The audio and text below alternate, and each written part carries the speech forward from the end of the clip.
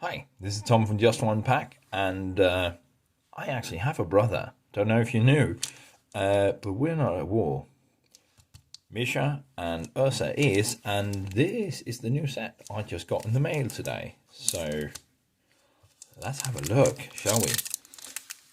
Very foil shiny things. Come on.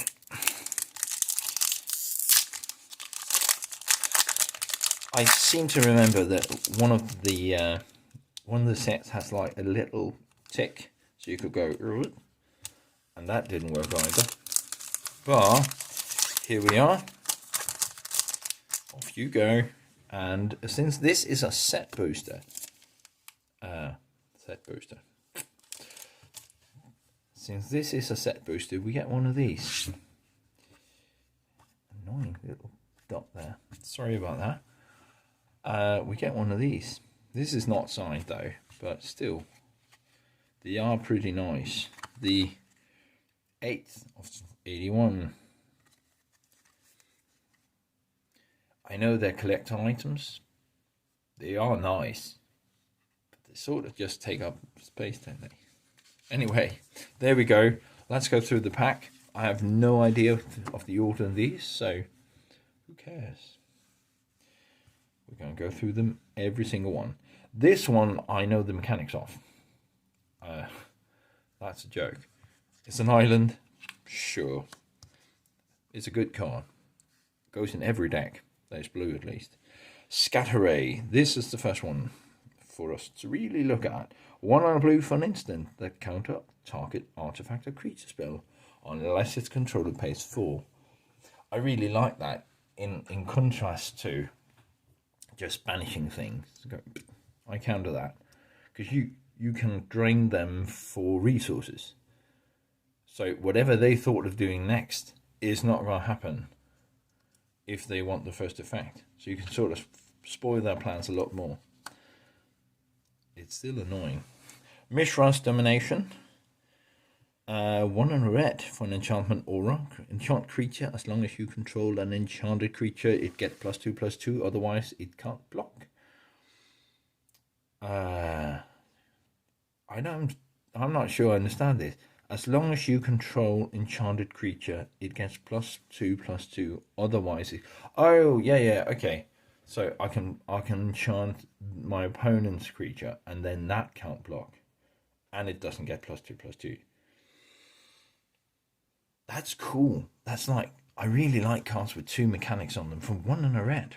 Not bad, not bad, not bad. Almost sad that I don't have a. Oh, wait a minute. This could. Oh, so I have a commander deck with the worst commander ever, I think, in Brian Stoutarm. This one goes on that creature, so it can't block me when I'm attacking. But when I gain it, if I steal it, that's sort of the point of it. Steal your creatures, attack you with them, and then fling them back at you.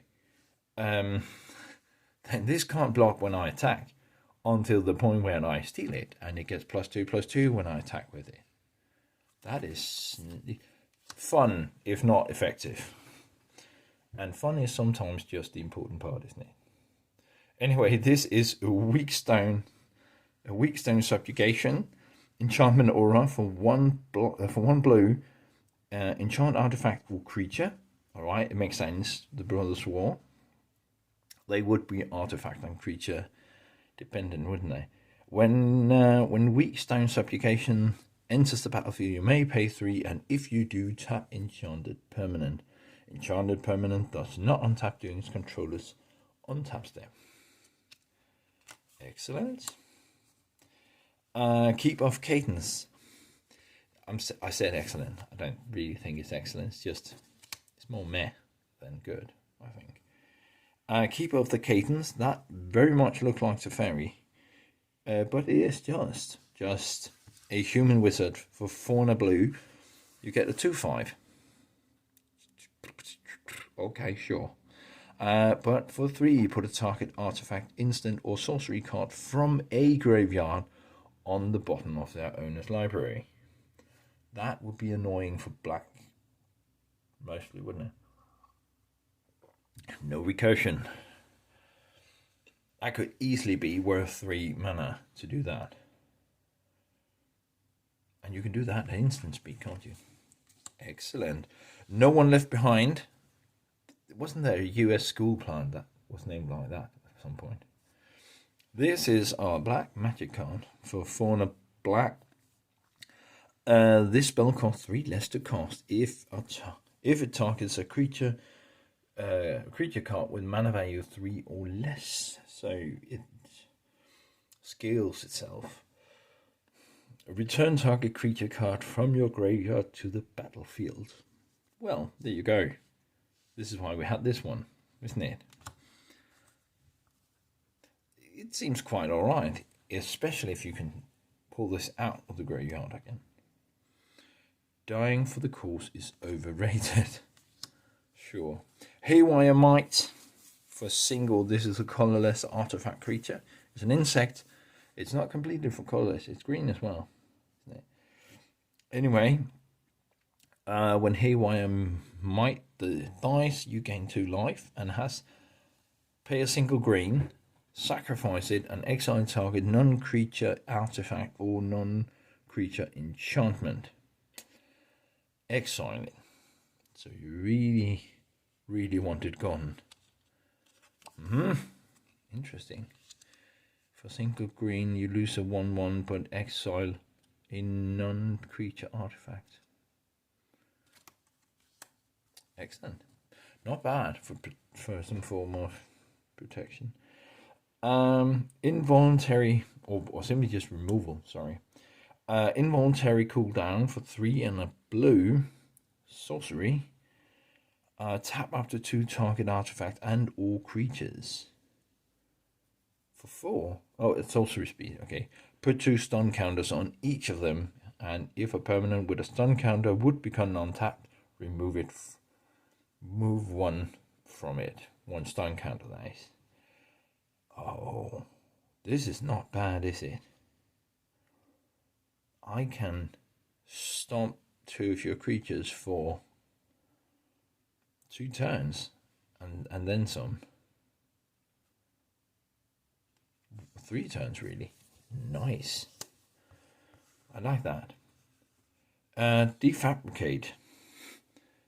Peel apart. Defabricate for 1 on a blue. Choose 1 at instant speed. Counter target artifact or enchantment spell if a spell is countered. If a spell is countered this way, exile it instead of putting it into its owner's graveyard.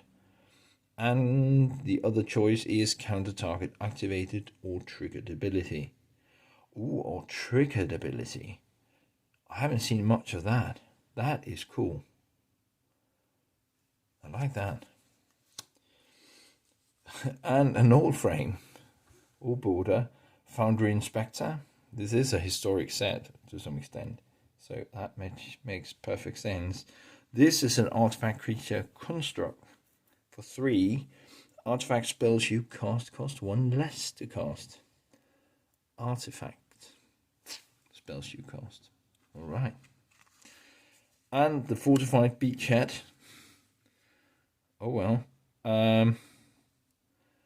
A land. As Fortified Beachhead enters the battlefield, you may reveal a soldier card from your hand, and Fortified Beachhead enters the battlefield tapped unless you reveal a soldier card. Or you control one.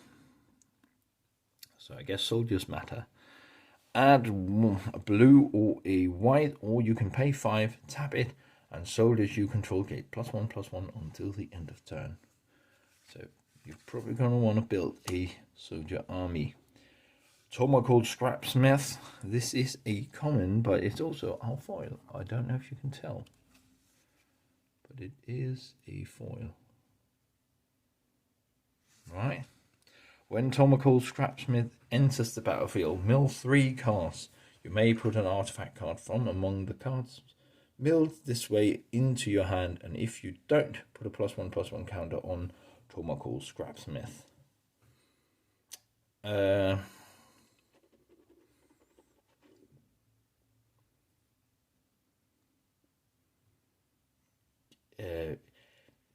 Okay. I was just, what does it actually do? I just read the text and not reflected on it.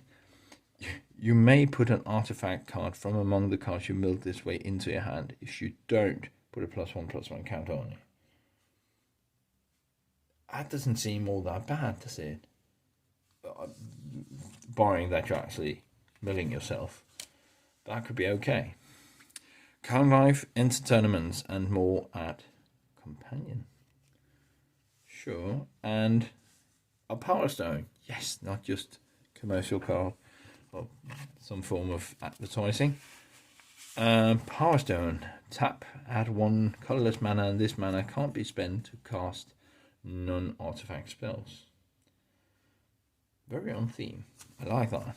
So, for a card of the day, I'm going to go with...